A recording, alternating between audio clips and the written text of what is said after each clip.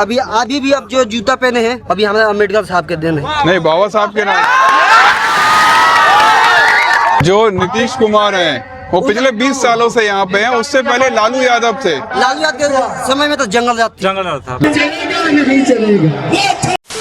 इस वक्त हम लोग डेहरी विधानसभा में हैं और आप देखिए जहाँ भी किसी बहुजन नेता का कोई रोड शो या कोई भी रैली होना स्टार्ट होती है, वहाँ पर इस तरह के आपको छोटे छोटे दुकानें दिखेंगी जहाँ पर बाबा साहब अम्बेडकर या भारत का संविधान आपको वहाँ पे जरूर दिखाई देगा।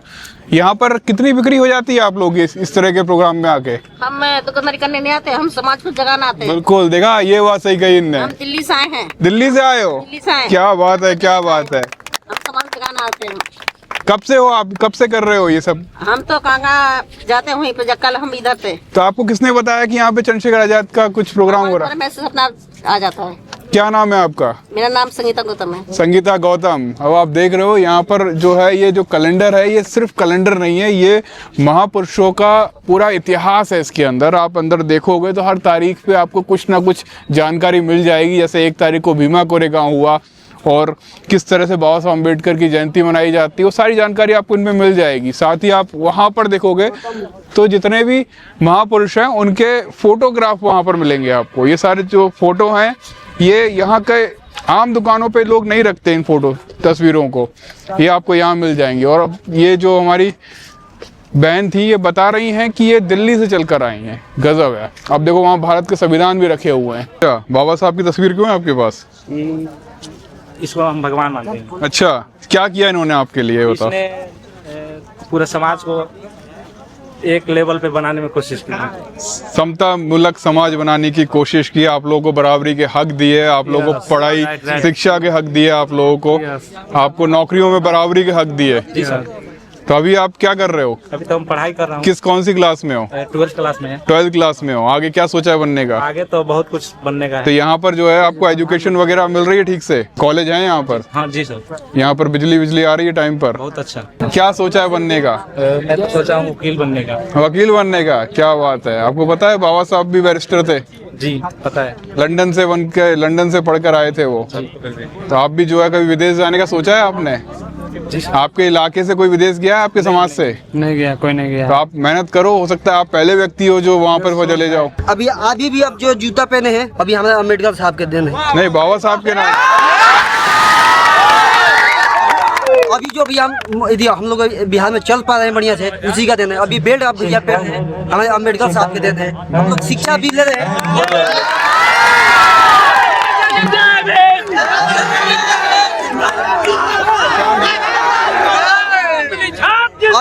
अभी एक मिनट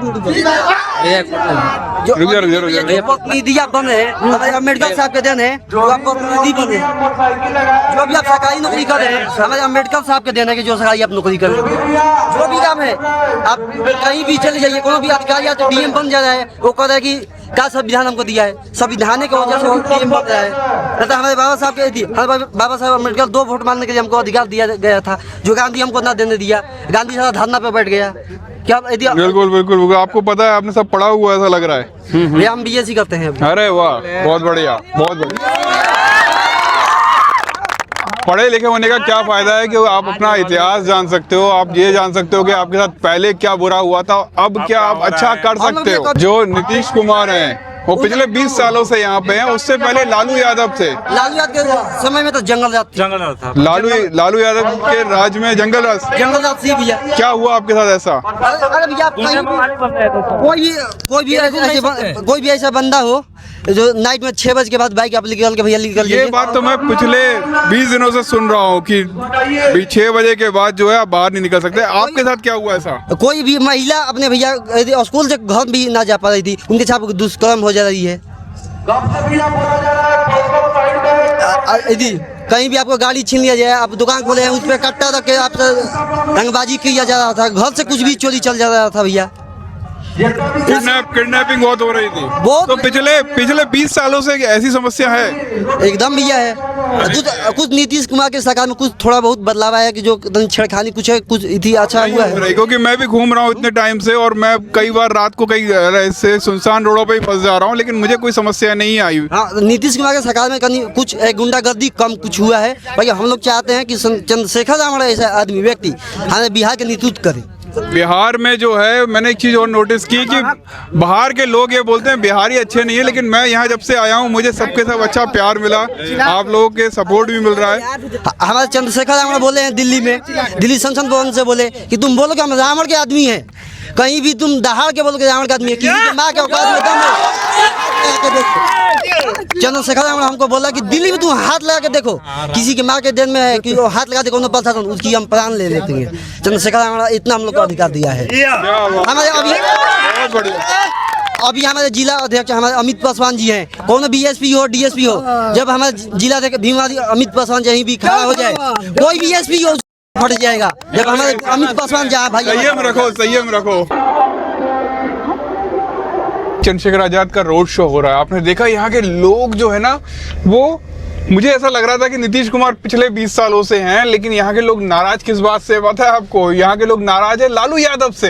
वो कहते हैं कि भले नीतीश कुमार वापस आ जाए, चल जाएगा एक बार, लेकिन लालू यादव नहीं आना चाहिए, क्योंकि उनके समय में यहाँ बहुत बुरा जंगल राज था।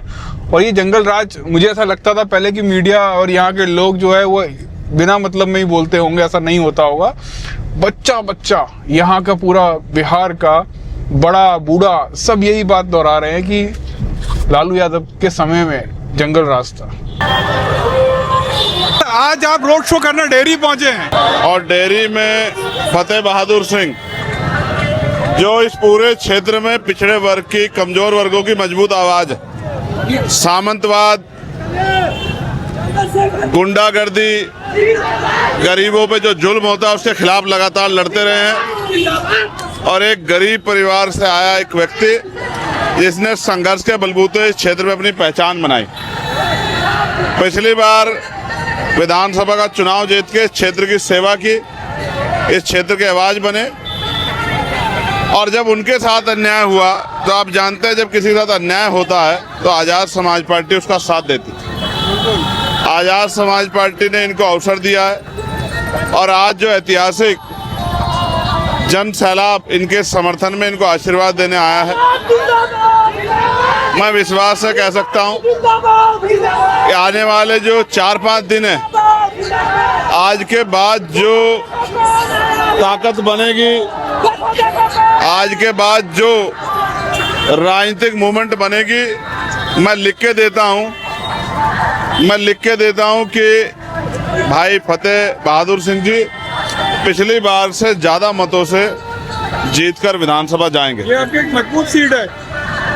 मजबूत सीट इसलिए है कि यहाँ कमजोर वर्गों का 90% वोट है, और जहाँ कमजोर वर्गों का 90% वोट होगा वहाँ उनको नेता मजबूत चाहिए होगा कि उनकी सुनवाई हो और उनकी लड़ाई लड़ी जाए। इंडिया गठबंधन के प्रत्याशी हैं, उनके हालात आप जानते ही हैं कि वो किस हालात में वो बदलाव की बात करते हैं, लेकिन वो तो विचार बदल के काम कर रहे हैं। मैं इसलिए मानता हूं क्योंकि फतेह बहादुर मेरे वैचारिक भाई भी हैं, बहुजन आंदोलन को समझते हैं, दलित, पिछड़े, मुसलमानों, कमजोरों की आवाज़ है, आरक्षण से लेकर तमाम तरह के बिंदुओं पे मुखर हैं, और महापुरुषों के जो मिशन है विचारधारा का उसके साथ खड़े हैं। इसलिए मैं एक बार नहीं 2 बार इनके लिए प्रचार करने आऊँगा, और मेरा पूरा प्रयास है कहीं कोई कमी ना बचे कि एक वैचारिक आदमी जो महापुरुषों के विचार का सिपाही है वो विधानसभा जाने से चूक जाए। मैं और हमारे साथी यहाँ, हमारे सीनियर साथी कैंपेन कर रहे हैं, और पिछले 3-4 दिन में जो माहौल बना है, जो बूम बना है, आज के बाद जो रैली इनकी है, मैं समझता हूँ पूरी विधानसभा में ये बात गूंजेगी कि यहाँ एनडीए के प्रत्याशी को फतेह बहादुर सिंह ही हरा सकते हैं, इसलिए अपने वोट का बिखराव नहीं करना।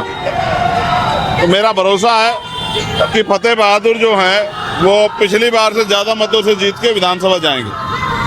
आप अगर उधर दिखाएंगे तो आपको दिखाई देगा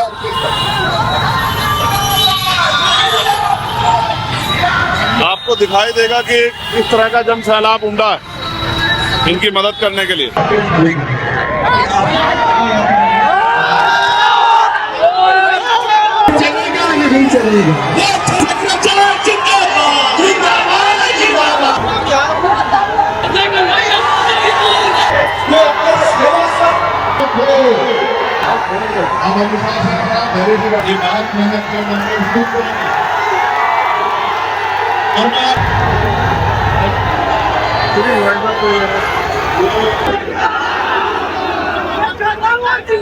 लेकिन हम इसकी मदद करने के लिए जाऊंगा। ये लोकतंत्र है, यहाँ जनता बड़ी होती है, नेता छोटे होते हैं। भारत में जब राजतंत्र था तो राज बदलने के लिए बंदूकें चलती थी, तलवारें, भाले, गोलियां, तोप, हजारों हजारों लोग मर जाते थे, शहीद हो जाते थे अपने अपने राज को बचाने के लिए, तब जाके राजकाज बदलता था। लेकिन 26 जनवरी 1950 को जिस दिन इस देश का संविधान लागू हुआ, तब यह सुनिश्चित हो गया कि अब अमित जैसे लोग भी, जिनके पास बड़ी कोठी नहीं है, बड़ी गाड़ी नहीं है, बहुत खेती नहीं है, लेकिन बाबा साहब के संविधान में अवसर की समता प्राप्त कराई है। अमित भी, जो गरीब का बेटा, वो भी हिम्मत जुटा रहा है कि वो लड़के आगे जाके अपने क्षेत्र के लिए कुछ करके दिखाए। ये बहुत बड़ा बदलाव है, ये बहुत बड़ा बदलाव है। पहले तो रानी के पेट से राजा जन्म लेता था, जो रानी की कोख से जन्म लेता था उसके माथे पे लिखा होता था वो नकारा हो, कमजोर हो, उसमें कुछ आता ना आता हो, वो पढ़े ना लिखे, वो राजा बनेगा बनेगा। लेकिन जिस दिन संविधान लागू हुआ उस दिन बाबा साहब अम्बेडकर ने रानी का पेट छीन दिया। उन्होंने कहा राजतंत्र में आपके पास राज था, आपने जनता के लिए कोई मौका नहीं दिया, आपने बांध दिया कि यही आदमी आगे बढ़ेगा, बाकी लोग उसके पीछे खड़े रहे। तो आज मैंने संविधान के जरिए उस रानी का पेट चीर के ये व्यवस्था कर दी है कि जिसमें हिम्मत होगी, जिसमें काबिलियत होगी, जिसमें क्षमता होगी, जो लड़ सकता होगा वो मैदान में जाएगा। अगर जनता उसका साथ दे देगी तो वो विधानसभा लोकसभा में जाएगा। ये पूरा गांव जो रविदास महाराज को मानने वाले लोग हैं। पूरा गांव को मानने वाले नहीं है, हरिजन बड़ा को मानने वाला है। मतलब हरिजन लोग मान रहे हैं। हरिजन, हरिजन क्या होता है? हरिजन क्या होता है? हरिजन किसने बोला आपको बोलने के लिए? नहीं, हरिजन क्या दलित होते हैं ना? हाँ, दलित वाला। हरिजन, हरिजन का क्या मतलब हुआ? दलित वर्ग का है आदमी। अच्छा, दलित लोगों का है ये इलाका। हाँ। आज है ना गजब का मामला हो गया था। आपको पता है, जब मैं जो है रोड शो हो रहा था ना, उस दौरान चंद्रशेखर आज़ाद के पास मैं गया उनसे कुछ सवाल जवाब करने के लिए, तो उनका जो डिस्टेंस था जहाँ पे प्रोग्राम हो रहा था ना, काफ़ी दूर बचा था। तो जैसे ही मैं चढ़ा, भाई साहब कार वाले ने गाड़ी भगा दी और वहाँ पर जो मोबाइल था वो निरंजन के हाथ में था। अब हम परेशान कि हम जो है वो रिकॉर्ड करें या कैसे रिकॉर्ड करें, भागा दौड़ी मचने लगी। उसके बाद क्या हुआ आपको पता है कि एकदम से एक मधुमक्खी आई और चंद्रशेखर भाई के आंखों में काट गई। वो आपने देखा होगा वीडियो में, मेरे को एकदम से बंद करना पड़ा। और एक नहीं, मल्टीपल डंक मारे उसने, 2-4 डंक मार दिए थे। उसके बावजूद भी उन्होंने, वो रुके नहीं, वो अपना प्रोग्राम करते रहे और आखिरी में जाके उन्होंने दवाई ववाई खाई, तब जाके शायद कुछ राहत मिली होगी। लेकिन मानना पड़ेगा कि बहुत बुरी कंडीशन में पहुँच गए थे वो। बाकी आखिरी में मैंने बहुत अच्छी चीज़ें देखी, जिस तरह से लोग इकट्ठा हो रहे थे, लोग बातें कर रहे थे। बिहार में एक अच्छा खासा एक स्थापित तरीके से वो काम कर रहे हैं, उनका अच्छा खासा नाम है यहाँ पर, लोग उनको चाहते हैं, प्यार करते हैं, और ये चीज़ मुझे अच्छी लगी देखने में। दूसरा वो जंगल राज वाला, यार मतलब आप सोचिए कि लोग इसलिए परेशान नहीं है कि नीतीश साल 25वां साल भी कंटिन्यू कर सकता है। लोग इसलिए परेशान है कि 20 साल पहले जो लालू यादव का राज चल रहा था, उसको वो कहीं वापस ना आ जाए, कहीं वो जंगल राज वापस ना आ जाए। लोग इससे ज़्यादा परेशान है। गजब का मामला है ये। मतलब 20 साल में कोई भी व्यक्ति किसी भी सरकार से परेशान हो जाता है, भले वो कितने भी चाहती हो उनकी, लेकिन अभी भी वो 20 साल वाला खौफ जो है लोगों के दिलों में बसा हुआ है। कल एक और दिन है, हम यहाँ पर चंद्रशेखर आज़ाद के साथ और उनका जो मामला है वो कल भी देखेंगे, और वहाँ के लोगों की भी जो समस्याएं क्या है वो भी दिखाने की कोशिश करेंगे। चलिए मिलते हैं कल, बाय, कीप सपोर्टिंग।